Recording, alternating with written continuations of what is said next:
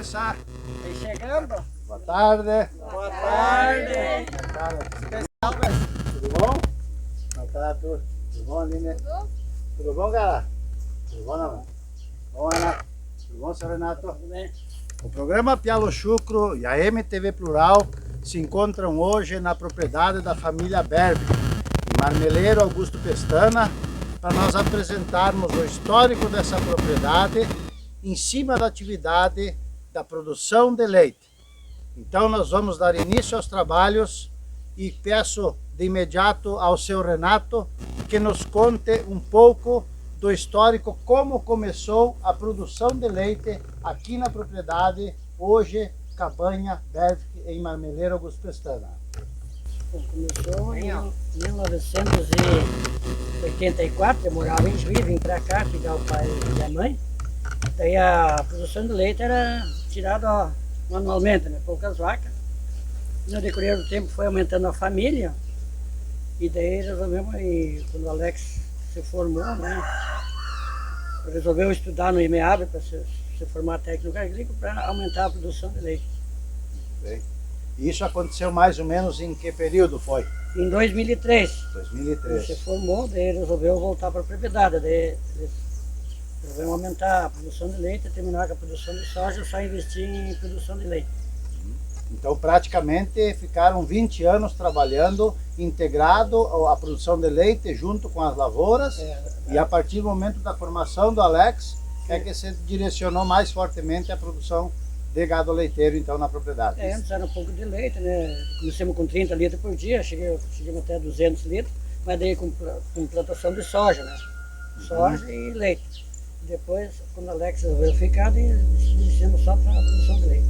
E naquele período, essa quantidade de aproximadamente 200 litros por dia, ela dava condição de sustentabilidade na propriedade ou já era difícil também, assim como é hoje, que a pequena propriedade também não consegue se sustentar em cima de uma produção aí em torno de 200 litros dia? O leite era só mais para pouco, quem sustentava mesmo era o soja dele. Depois com os filhos aumentando, né, daí aumentando a família, daí tinha que aumentar a produção. Sim. Primeiro era só, era um pequeno, né, então a despesa era pequena, né. Daí mantinha com soja e leite. Né? Sim, sim.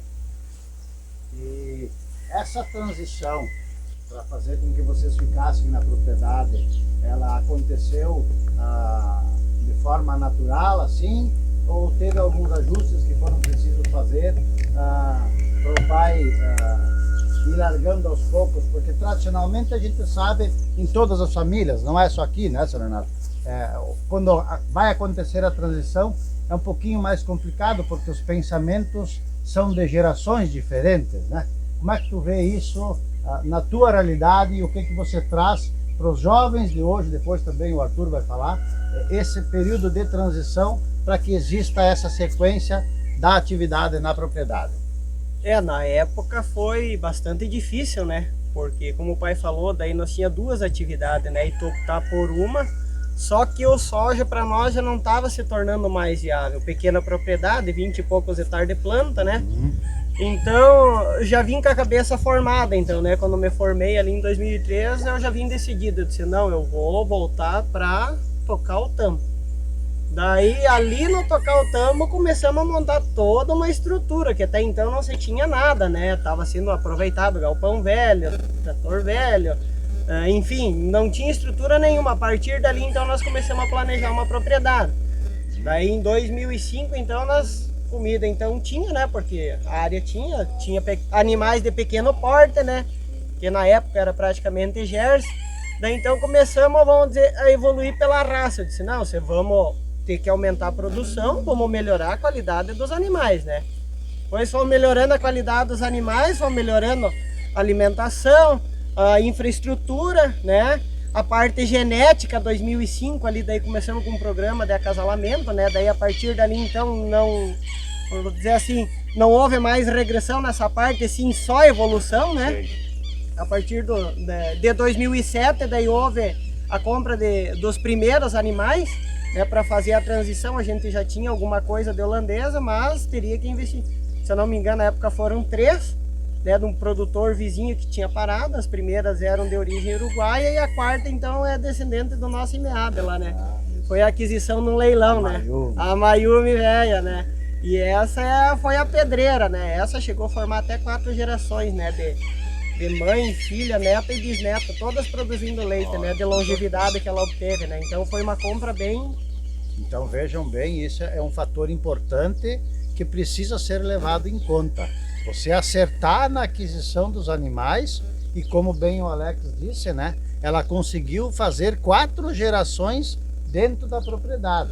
Então é uma questão importante e o jovem que procura ficar na propriedade, ele tem que buscar esse suporte se ele não consegue por conta própria, mas ele tem que ter essa sensibilidade de adquirir bons animais para não errar, porque o tempo de criação de uma terneira todos nós sabemos, né? E aí você ficar 2 anos, 2 anos e meio alimentando esse animal e de repente ela não te dá aquele retorno esperado, isso gera uma frustração muito rapidamente, né? Mas e que bom que a gente vê que na família, aqui na propriedade, esses fatores foram muito bem sucedidos e gerando hoje o que nós vamos ver mais adiante aqui, as instalações da forma como estão e a propriedade sendo produtiva nesse ambiente familiar, né, Alex? Daí então a partir de 2007 então iniciou um novo ciclo, né? Eram animais diferentes, né? Animais holandeses, então encurtando a raça Jersey e aumentando a holandesa, né? Foi um processo bem complicado até, mas nada, tipo assim, né? Tudo trabalhando como tem que ser feito certinho, tudo se evolui gradativamente. 2009 então daí foi a primeira, vamos dizer assim, o primeiro investimento maior realizado foi a sala de ordenha e o trator, que saiu no caso no nome do pai, então, né, que era, vamos dizer, o patriarca, né, que começou adquirindo as coisas. E a partir dali, então, bom, já temos uma estrutura para ordenha de qualidade, a partir de agora vamos aumentar, né. A partir de 2009 também iniciou-se a venda de animais, né. Conforme nós ia produzindo fêmeas, nós já ia vendendo. Tinha alguma coisa de conta ainda atrasada de soja de outros anos, de safras vencidas, né, 2007 ali, se eu não me engano, né. E a partir dali se montou uma estrutura nova. Bom, então a partir de agora vamos precisar mais um trator, vamos precisar um alimentador, vamos precisar uma bezerreira e fomos indo por necessidade. Então onde é que era a necessidade seguinte? Se nós temos vaca boa, nós vamos ter que, né, trabalhar com sêmen bom, as terneiras vão nascer melhor ainda. Vamos ter que fazer uma terneireira, vamos ter que criar bem esses animais, né? A partir dessa geração boa, nós já temos terneiras boas, né, descendentes, vamos ter que fazer uma estrutura para alimentar melhor esses animais e assim nós estamos indo. A partir do momento que você teve, então, mais de 30 animais da raça holandesa, mas o que vamos fazer com as Jersey? As Jersey já não estavam mais tudo aquilo. Bom, vamos vender as Jersey e vamos comprar a holandesa de novo. E assim foi indo, né? Hoje o rebanho é praticamente 100% holandês, né? Temos 2 Jersey porque ele gosta, senão já não tá mais ali, né? Tem que deixar o hobby dele. Mas essa transição ela é importante. Sim. Eu gostaria que ficasse registrado que todo esse período de transição, ao invés dele ser montado uma propriedade, uma unidade de produção, de uma vez só, eu acredito que todo esse aprendizado também ajudou a fixar mais a atividade, né? De garantir a produtividade de uma forma positiva, porque muitas vezes a gente olha, vamos montar um tambo de leite, começa galpão, sala de ordenha nova, quando chega lá na ponta muitas vezes não tem nem alimentação para os animais. E aqui não, aconteceu bem ao contrário. Daquelas cabritinhas que se tinha, que era o modelo de unidade familiar, de agricultura familiar, foi se dando direcionamento para a formação dos animais. Então, à medida como vinha vindo cada ano uma genética melhorada, vocês iam assimilando aquilo que os animais precisavam em termos de manejo mais correto, e todo esse processo de aprendizado acontecendo junto fez com que a propriedade, ao longo desses 20 e poucos anos aí, chegasse no estágio que se encontra hoje, né? Na realidade são 16 que a gente está martelando em cima, né?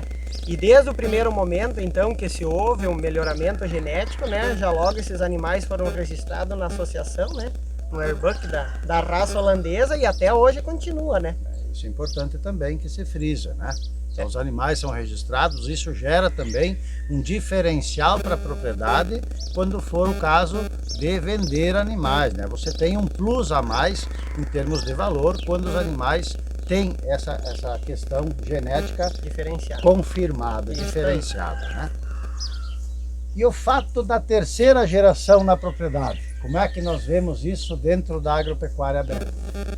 É essencial, né? Assim como veio a primeira, veio a segunda, veio a terceira, né? Não podemos deixar de lado, né? E já temos firmando raiz, né? Agora é só se formar também, né? Já são 3 anos de estudo, né? Tá estudando em Palmeira das Missões, atualmente em casa, então, né? Por causa da pandemia, mas em breve acho que isso já retorna, né? Começa a normalidade, vamos ter fé que... E qual é que é o teu setor dentro da propriedade que você vai encarar? Bom, agora eu tô lidando praticamente não na ordenha, né? Só na alimentação dos bovinos e ajustando a dieta deles. Aham. E é isso. Então a tua parte vai ser a parte nutricional do rebanho. Tanto vaca, lactação, seca, terneira, novilha, e é tudo dividido em lote, depois a gente vai explicar, né? Então cada categoria tem a sua idade, tem o seu momento de ficar ali, depois vai fazendo a adaptação e fazendo a integração no rebanho total. Então, para facilitar a lida, né? Isso, e cada membro da família é responsável por uma determinada situação dentro da cabanha. Eu e a patroa na parte da ordenha, o Arthur e o pai na alimentação. Ela é a ponteira, de manhã cedo ela madruga e salta na frente. E vamos lá. Algum detalhe que você gostaria de considerar, Aline, nessa prosa toda aí? Olha, vamos lidando, né? Levantando cedo, encarando o frio, encarando chuva, mas vamos ir, é a nossa lida. É a nossa lida. Muito bem, a dona Margarida gostaria de dizer alguma coisa? Feliz com o que está acontecendo. Apoiei muito meu filho sempre, até muitas vezes você tinha um pouco de conflito em função do nosso pensamento, normal. Do meu e do Renato, né? Mas eu sempre falava, ó, o Alex estudou, ele sabe melhor, o nosso tempo já está passando, já passou, deixa eles trabalhar, né?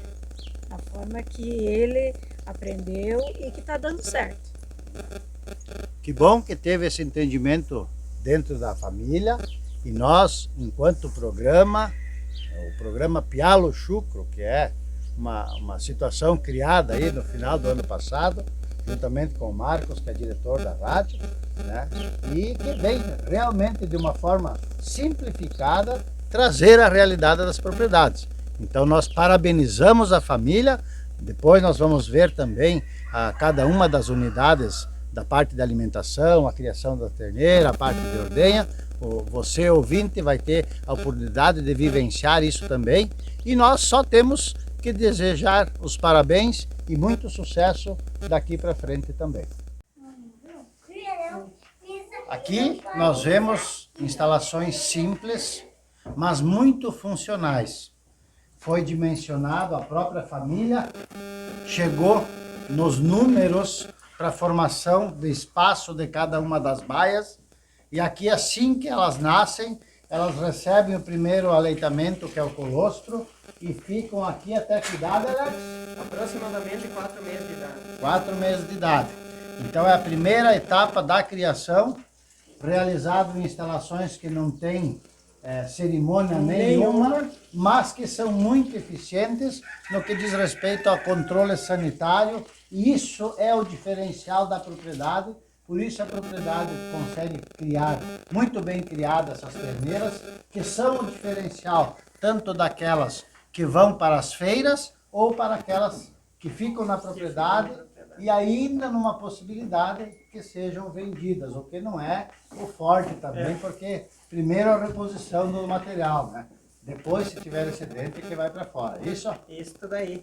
Aqui esse galpão então foi feito em 2012, então em 2011 nós vinha investindo, mas tipo assim, parecia que faltava um norte pra gente, então apareceu a possibilidade de fazer um curso via Sebrae. E daí eles implantaram em Augusto Pestana e na Joia, eram 2 turmas. Daí eu disse, falei com a Aline, eu disse, vamos aprender mais alguma coisa, né? Que querendo ou não, já fazia quase 10 anos que eu estava formado, eu disse, vamos ter que alimentar. A gente, né, antes que eu esqueça, a gente também tem assistência técnica, tinha e está cada vez melhorando mais, né? Primeiramente era só a parte reprodutiva e sanitária, hoje já tem nutricionista especializado também, mas o veterinário também é nutricionista, mas 2 sempre são mais, né? Sem dúvida. E daí então esse foi o segundo investimento que a gente fez em 2012. Depois desse curso, fizemos uma viagem para o Uruguai. Daí eu vi o sistema de criação deles lá, disse, mas não é o que eu quero, né?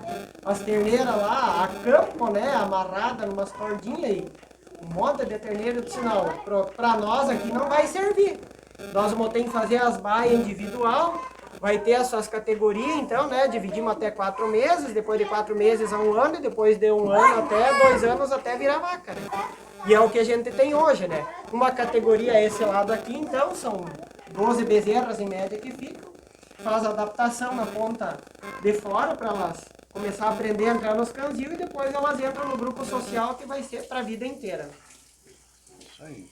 São 3 etapas bem definidas em instalações simples, como nós dissemos, mas que de uma funcionalidade tremenda. Então, esse é um diferencial também que a propriedade tem e que você, amigo ouvinte, pode se espelhar e até mesmo vir conversar. Marca a hora aí, o Alex também pode fazer esse atendimento, abrir a propriedade para mostrar, para explicar, e você pode estar se espelhando em situações simples, mas de muita funcionalidade, para que o seu rebanho, para que a sua criação de terneira seja também perfeita, assim como é aqui na propriedade.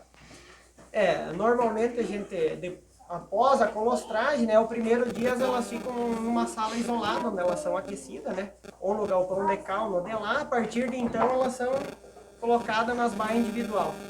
A partir dali então se inicia o aleitamento, começa com 4 litros, né, a gente normalmente é 4 litros, às vezes se a terneira é um pouco maior, acrescenta um pouco mais. E a partir do momento que ela vai desenvolvendo, vai se vendo a necessidade de um aleitamento mais intensivo, tipo até 6 litros dia. Né? A partir do 10º dia de vida, já começa com a ração peletizada inicial.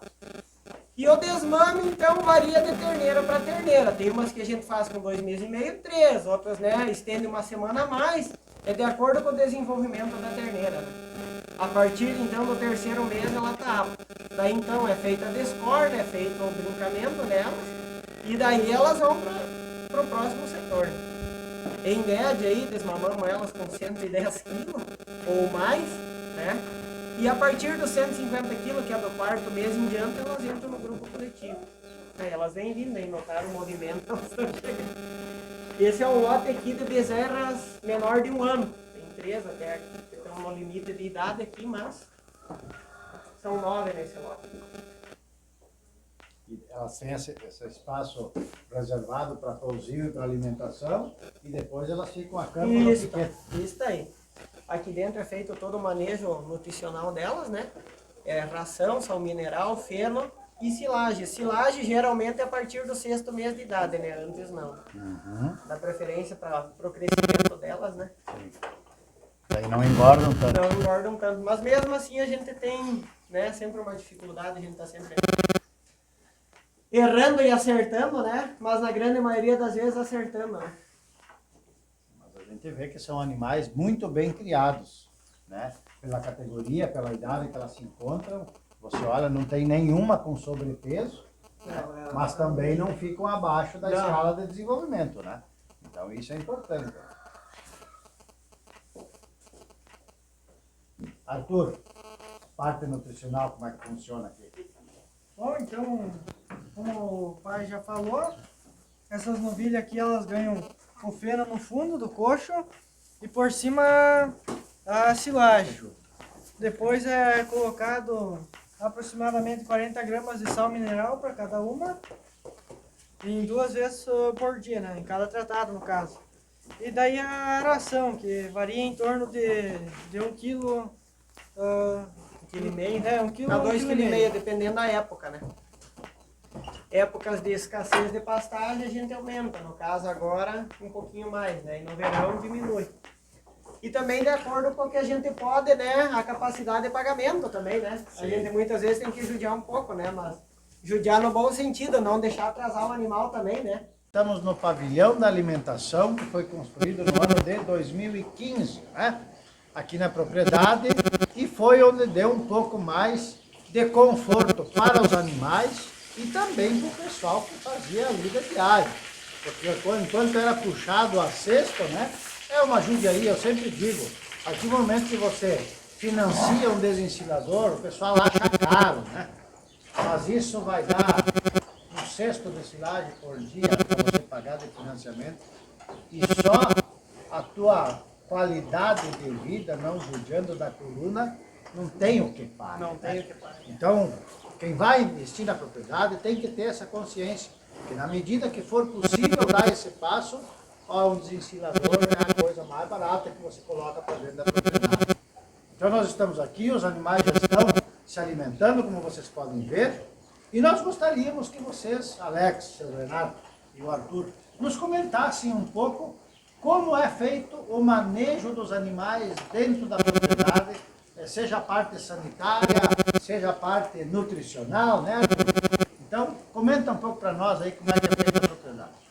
Então vamos começar pela sanitária, que daí envolve todos os grupos, né? São 2 aplicações de IBR e BVD por ano a cada 6 meses. Retirei a lepto fora do rebanho já faz algum tempo. É feito também 2 vezes por ano a brucelose nos animais. Nas terneiras, geralmente a gente pega a cada ciclo até 1 ano de idade para evitar muita burocracia e papelada. Então, 1 vez por ano faz a BR-51 liquidou. Dentro desse manejo sanitário, a gente tem acompanhamento com o veterinário também. A gente executa, mas eles que organizam as ações também, né? Daí, cada 4 meses é feito desverminação geral de todo o rebanho, vacas, terneiras, novilhas. Esse é o nosso esquema, né? Outra coisa importante também é lembrar que o rebanho é livre de tuberculose e brucelose. Já vamos para o 2º ano agora. Dos 16 anos que a gente está lidando, então é o 2º que nós estamos indo para o 2º ano agora em setembro, que é livre de tuberculose e brucelose. Tanto que a gente, né, participa das feiras, era aquela burocracia toda e cada vez tinha que separar animal e vacinar. Sim, fizemos 1 vez e está pronto. A nutrição aqui então, para encurtar. Tem acompanhamento do nutricionista todo mês. Cada silagem que é feita batida antes, né? Peneirado, passado lá. Tem que ser do jeito que é para ser, né?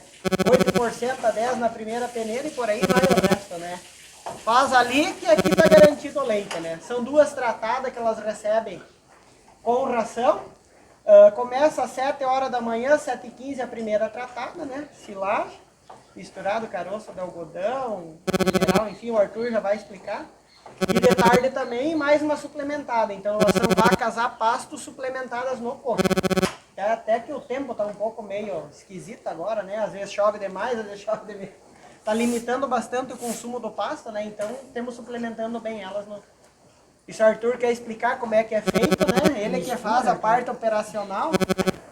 Então na mistura com silagem, todos esses ingredientes ali, então é basicamente um vagão cheio de silagem e acrescentando 2 kg de ração para cada vaca. Que daria mais ou menos uns 90 kg de ração dentro do vagão. Daí são mais 1 kg e pouco de feno e 1,5 kg de caroço de algodão. Daí também tem o tamponante e o sal mineral. Isso daí tudo vai no vagão, que vai ser misturado e despejado nos coxos. Em média, 32 kg de silagem por animal, vai somando aí um total de 36 kg por vaca Não, no total no dia, né, por animal. São 36 kg de matéria seca, se não me engano. É uma boa nutrição, uma excelente nutrição. Tanto é que a gente pode ver pela tomada que nós fizemos aí, a traseira dos animais, a conformação de ubre, e esses animais respondem a hora que entra na sala de ordenha de forma positiva. Quantos animais nós temos na ordenha? Só para corrigir, não é 32 kg de matéria seca, é de matéria verde. Não, hoje nós estamos com 43 animais na ordenha, e são 7 animais secos. Nesse galpão ele suporta 56 animais, já tem 4 novilhas prontas para entrar para cá semana que vem, né? Desses 43 animais, hoje varia de 1.250 a 1.380 litros, né? Variando de acordo com o clima, né? Que para nós aqui no nosso sistema judia bastante. Fazendo uma média aí de 1.300 litros de dia esses animais. Dá 30 aí. 31, às vezes 32, vai variando, né? Sempre acima de 30. Leite vendido, né? Leite vendido, né? Fora, Fora o leite das bezerras. Então a média geral é praticamente 31 litros e meio. Uma excelente média para quem está trabalhando no sistema a pasto e só suplementada, já está de média de rebanho, né? E as ponteiras? Fala um pouco das ponteiras. As ponteiras são as mais interessantes, né? Hoje nós temos um grupo de 5 fêmeas, que elas estão totalizando praticamente 240 litros de leite por dia. Essas estão... E dessas fêmeas, cada uma já deixou 2 filhas na propriedade. Então o rebanho de produção alta já está garantido para o futuro. Isso são, a curto modo, 10% do rebanho da propriedade já se encontram nessa categoria. Isso aí. É um excelente diferencial. Outra coisa também que é indispensável, que todo mês a gente tem, é o controle reprodutivo, né? Que é feito levantamentos dos animais que estão recém-paridos, né? As vacas vazias, as vacas com prenheza ser diagnosticada com ultrassom até 30 dias e o retoque com 60 dias das vacas que foi feito ultrassom 30 dias anteriores, né? E esse acompanhamento zootécnico, esse acompanhamento reprodutivo, ele aconteceu desde o início ou um dos aconteceu primeiro para os outros virem de atrás? Comenta um pouquinho para nós aí. Na realidade, então, quando nós decidimos firmar na produção de leite, que foi 2005 em diante ali, né, que eu fiz o curso de inseminação, que eu resolvi adotar mesmo a propriedade ali, daí então o primeiro ano nós estava meio, chamava veterinário, ver se estava prenha, acompanhava a parte, que naquela época a reprodução não tinha que nem hoje, tu chegar com ultrassom ali, né, tu analisava a partir do 2º mês, fazia a palpação, enfim, né. Mas foi uma necessidade para a propriedade prosperar, para crescer mais rápido. E a assistência definitiva veio a partir de 2007, tanto que é o mesmo veterinário que acompanha até hoje. Que iniciou nós aqui, então, o primeiro ano foi a Karina Fernandes, e daí na sequência Jorge Schiffer, um ano e pouquinho, grande amigo lá de Juiz, né? E daí firmou o Emerson Tavares, né, que já está praticamente 16 anos acompanhando, assim. Quando ele chegou, só que ele não atendia nós, daí quando o Jorge foi embora, ele que vai para 15 anos ele agora, não 16. Isso é um trabalho que o modelo cooperativo ainda deixou as uma marca recordações, forte. Né? É um trabalho técnico aí muito bem desempenhado e era o forte da cooperativa, né? Essa parte de assistência técnica, né? A gente lamenta ela ter chegado onde chegou, mas são detalhes aí que você comenta em outra oportunidade. E o nosso amigo João Laurini, está quanto tempo aí contigo? João Laurini desde 2005, nosso baixinho. O Laurini entrou, até foi, a gente comenta, né, a gente brinca, né. O dia que eu agendei a visita lá, foi na Expo Direto, em março de 2005, daí eu conversei com o chefe dele, né. Daí ele disse, vou até mandar o fulano assim lá, né, o João. Daí outro dia eu liguei pra ele e disse, mas o João não vai. Não, o Laurini vai sim, o Laurini vai. Daí um dia ligava pra um e pedia o João, outro dia explica, não, o Laurini chegou ali e disse, mas afinal tá aqui, eu disse, sou João Laurini. Eu digo, não, então tá explicado. Era a mesma pessoa. Não, revolucionou, né, são todos esses anos trabalhando com a Select Sires, né, claro que a gente obteve também algum material de vida, né, que veio pela prefeitura anos atrás, que tinha melhoramento também. Hoje em dia a gente optou por não utilizar, né? Mas cada um é livre para fazer o que queremos, né? Mas a melhoria está nas mãos das empresas que estão ali todo mês te guiando, te conduzindo, né? Uma cooperativa de grande porte, né? Tem uma assistência técnica muito boa, né? É o que eu queria reforçar, a gente é cooperativista por natureza, né? Então a Select Sires é uma grande cooperativa, eu não saberia quantificar A maior do mundo hoje. Mas a quantidade de animais que envolve o rebanho, são isso com certeza mais de 12 mil animais que são selecionados para direcionar essa parte reprodutiva aí já em escala muito grande. Então assim, É um trabalho que dá resultado e isso é o que nós podemos visualizar aí na qualidade dos animais que estão aí na propriedade. A sequência dos trabalhos, como nós podemos ver, são retirados 3 jatos de cada teto. Faz uma prévia, a caneca com o fundo preto, é para verificação se fica algum grumos, né? Isso aí. E em sequência vem o pré para fazer a desinfecção, né? Tirar as impurezas. Daí vai para a ordenha e depois da ordenha o pós. Esse é um trabalho corriqueiro na propriedade, mas que também representa a qualidade do leite se o processo não for bem feito. Então aqui nós temos, Alex, quanto é que são os índices aí em termos de qualidade de leite? O que temos hoje na propriedade? A gordura, a média dela está em 3,70 e poucos. Proteína 13,22. A CCS entre 380, 450 e CBT varia de 5 a 15. Esse daí os índices. Está muito bem. Relacionado à média da normativa 76 e 77, Isso aí. que veio para substituir a 62, né? Isso aí. E vamos executando. Produzindo com qualidade. Esse é o objetivo.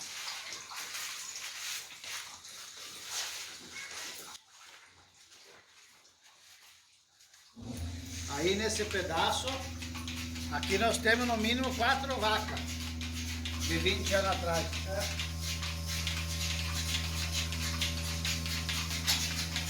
Mais ou menos.